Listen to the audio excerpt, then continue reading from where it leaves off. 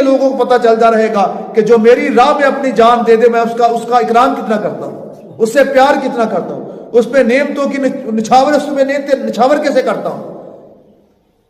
میں صرف تمہارے پیاروں تک ہی نہیں بلکہ قیامت تک کلمہ پڑھنے والے مسلمانوں کو یہ بتا دوں گا کہ جو میری راہ میں مارے جائیں، جن کو میری راہ کے اندر قتل کر دیا جائے، جو میرے دین کے لیے، میرے محبوب کی ناموس کے لیے نکلیں، تو میں رب انہیں انعام کیا دیتا ہوں، میں رب ہو کر اعلان کر دوں گا قرآن کے اندر کہ بل احیاء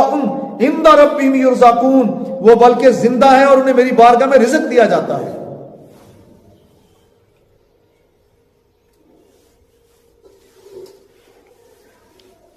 اللہ رب العزت نے خود اس بات کی ذمہ داری اٹھائی کہ میرے پیاروں، میرے نبی کے غلاموں، میری راہ میں اپنی جانوں کا نذرانہ پیش کرنے والوں،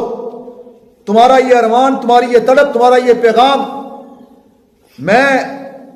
خود رب ذمہ داری لیتا ہوں کہ میں تمہارے پیاروں تک بھی پہنچاؤں گا، اور صرف پیاروں تک نہیں، قیامت تک آنے والے مسلمانوں کے لیے یہ مشعل راہ ہوگا۔ قیامت تک آنے والے مسلمانوں کے لیے یہ ایک نمونہ بن جائے گا کہ جو اپنی جان جو ہے معمولی سی، جو ہے بالکل ایک کسی کام کی نہیں ہوتی، لیکن جب اللہ کے راہ میں جاتی ہے تو اللہ اس کا مول کیا ڈالتا ہے، اللہ اس پہ فضل کیا کرتا ہے، اللہ تعالیٰ کس طرح اس جان کو قیمتی بنا دیتا ہے۔ اللہ رب العزت اس پہ اعلان فرماتا ہے کہ وَلَا تَحْسَبَنَّ الَّذِينَ قُتِلُوا فِي سَبِيلِ اللَّهِ أَمْوَاتًا، کہ جو لوگ میری راہ میں مارے جائیں، اللہ کی راہ میں مارے جائیں، اللہ کے راستے پہ چلتے ہوئے مارے جائیں، قتل کر دیا جائے، ٹکڑے ٹکڑے کر دیے جائیں، لیکن میں رب کہتا ہوں کہ تم گمان بھی نہ کرنا کہ وہ مر چکے ہیں۔ کہنا زبانوں سے بڑی دور کی بات ہے، زبان پہ لانا بڑی دور کی بات ہے، ذہنوں کے اندر بھی خیال نہ لانا، سوچنا بھی مت کہ وہ مر گئے ہیں۔ کیوں؟ مالک جب ہمارے سامنے ان کے ٹکڑے ہوئے پڑے ہیں، ہمارے سامنے ان کے جسم سے روح جدا ہو چکی ہے،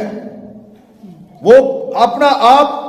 کسی کا بازو کٹا تو اٹھا کے پکڑ نہیں سکتا، کسی کی آنکھ نکل گئی تو اٹھا کے لگا نہیں سکتا، پیاسا شہید ہوا ہے تو پانی پی نہیں سکتا،